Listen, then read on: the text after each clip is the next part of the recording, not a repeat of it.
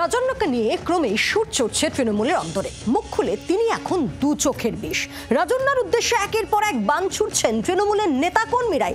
দিন দুয়েক আগেই বিস্ফোরক দাবি করেছিলেন তৃণমূলের ছাত্র পরিষদের সাসপেন্ডেড নেত্রী। তার বিকৃত ছবিও নাকি তৃণমূল ছাত্র পরিষদের কোনো না কোনো নেতার মোবাইলে ঘুরত। মুখ খুলে দলীয় নেতৃত্বেরই রোষের মুখে রাজন্যা।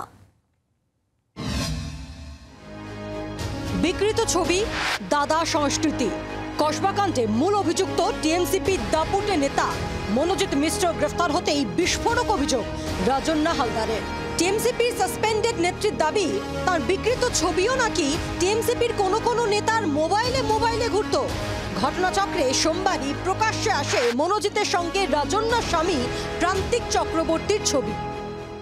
যে আমার সঙ্গে এই মনোজিৎ মিশ্রের মতোই কিছু দাদারা আমার এআই করা নুড ছবি তারা নিজেরা বানাতে পারে, বা তারা সেই এআই করা নুড ছবি তাদের জুনিয়র ভাইদেরকে ডেকে দেখাতো।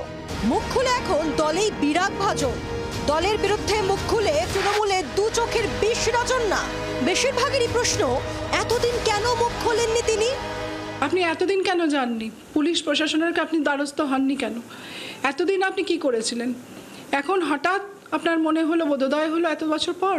যদি উনি জানেন তাহলে এফআইআর করেনি কেন? উনি মুখ্যমন্ত্রীকে সরাসরি, ওনার কাছে যোগাযোগ আছে, উনি মুখ্যমন্ত্রীকে জানাননি কেন? আমার কাছে ওনার নাম্বার আছে। উনি আমাকে, আমি তো তৃণমূল মহিলা কংগ্রেস করি, একজন মহিলা হিসেবে আমাকে জানাননি কেন?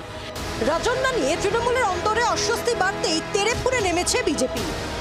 এবং আমাদের কাছে খবর ক্যামাক স্ট্রিট থেকে আদেশটা গেছে যে রাজন্যা যে কথাগুলো বলেছে তাকে অ্যাটাক করে কথাগুলো বলতে হবে, এবং সেটা মহিলারা বলবে, এবং তৃণমূল কংগ্রেসের এরকম যারা বংশ পরম্পরায় করে খাচ্ছে এই সমস্ত পরিবারের মেয়েরা বলবে।